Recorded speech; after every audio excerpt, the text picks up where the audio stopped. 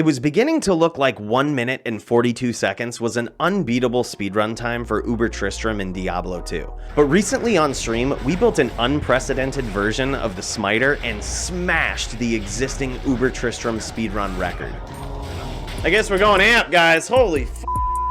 The setup for this is extremely creative and different than anything I've seen in my 20+ years of play. The item choices for this will definitely surprise you. Let's dive in and check it out.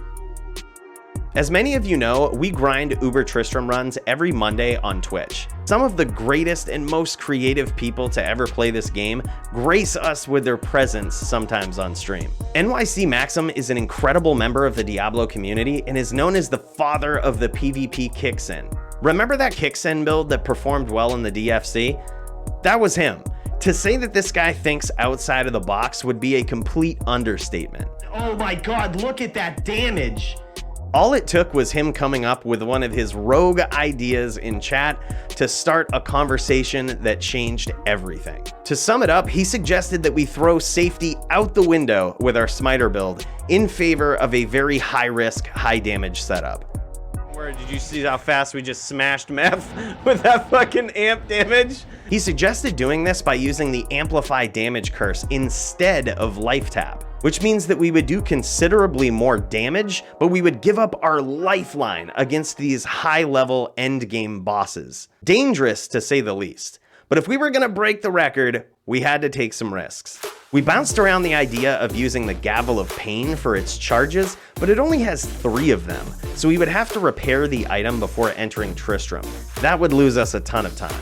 Additionally, there are weapons that can proc the curse, but it was difficult to give up that 70% chance of Crushing Blow from our Last Wish weapon. Crushing Blow is single-handedly the most important piece on any of our items for these runs.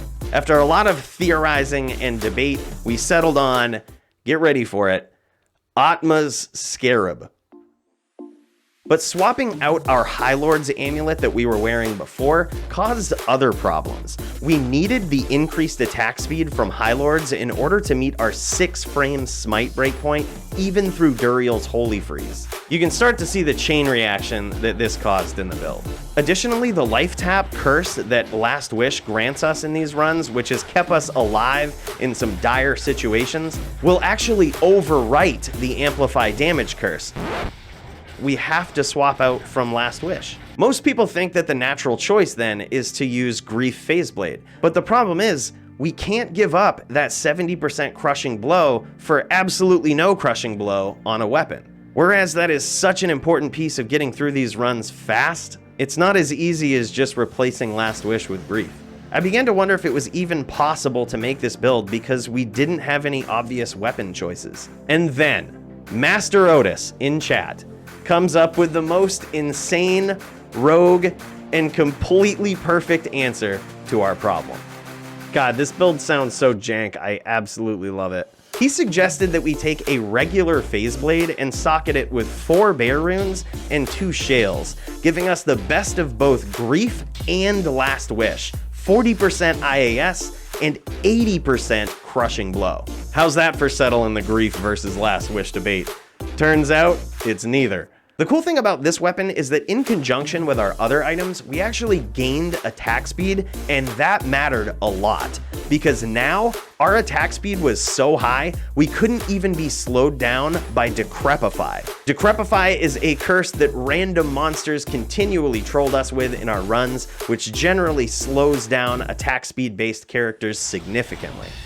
Oh well, this wasn't going to be an overly great run anyway. So to boast a build that is completely immune to the slow from Holy Freeze and Decrepify, this was big news. That being said, let's take a look at how we're gaining all of this attack speed. This is another rogue item that we put together for the purposes of speed, and something you probably won't see on many other Smiter builds. The Artisan's Tiara of the Magus with 3 15-15 joules in it. The 20% faster cast is also important for us to hit the 75% breakpoint with that. The rest of our attack speed comes from Fanaticism and our Smiter gloves that also have Crushing Blow on them. A rack and spirit help us cap off that 75% cast breakpoint, which rewards our use of Enigma to quickly teleport around the maps. This build relies on us not being frozen or slowed in any way, so we do use Raven Frost for that cannot be frozen. Our other ring is a resistance and stat ring to help us a little bit more with that survivability. Gore Riders are our only source of open wounds on the build, but also push us to 105% chance of crushing blow in total, meaning that we are always delivering a crushing hit to the Uber boss that we're attacking. To help our damage, we have combat skillers in the inventory, and for survivability, we have life and resistance charms as well. And of course, a nihilist coupled with one of the most amazing torches we've found on our run so far.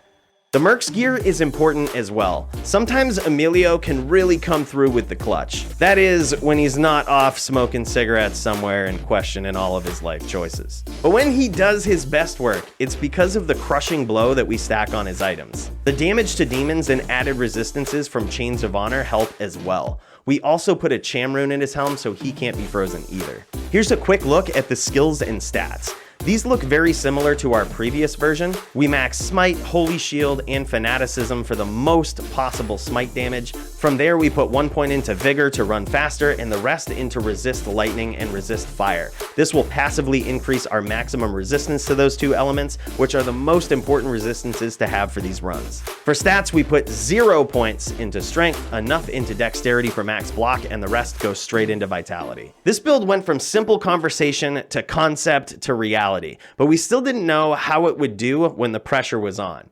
We found out in the very first run of the night. Here's that run in its entirety. All right, here we go. Bam.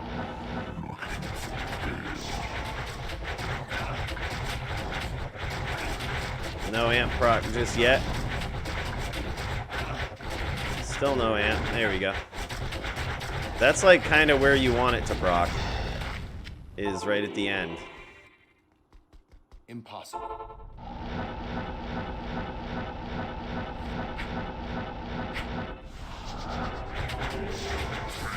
Procs right away at Iswal.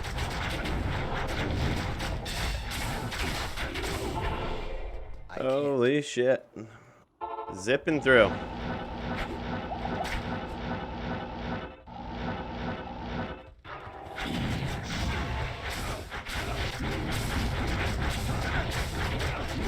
We need to get it here to really test. There we go. Oh my god, easy. Easy.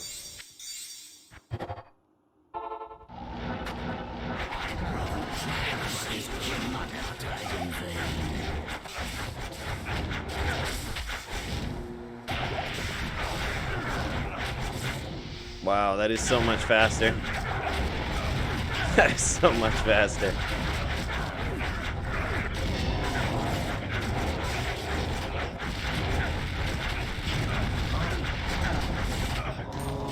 I guess we're going amp, guys. Holy fuck. Holy fuck. Holy.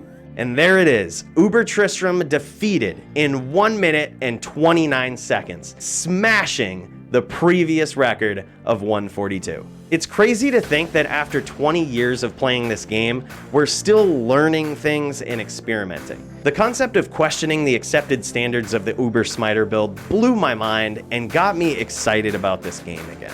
It's moments like that that show us the true magic of this game and make me hopeful that Diablo II Resurrected will keep the momentum going for years to come. I hope you guys enjoyed this video. I'll catch you in the next one. Even if you're not great at playing this build at first, by the very least you will be rewarded with one of the most dramatic and oddly satisfying death sounds in all of Diablo II.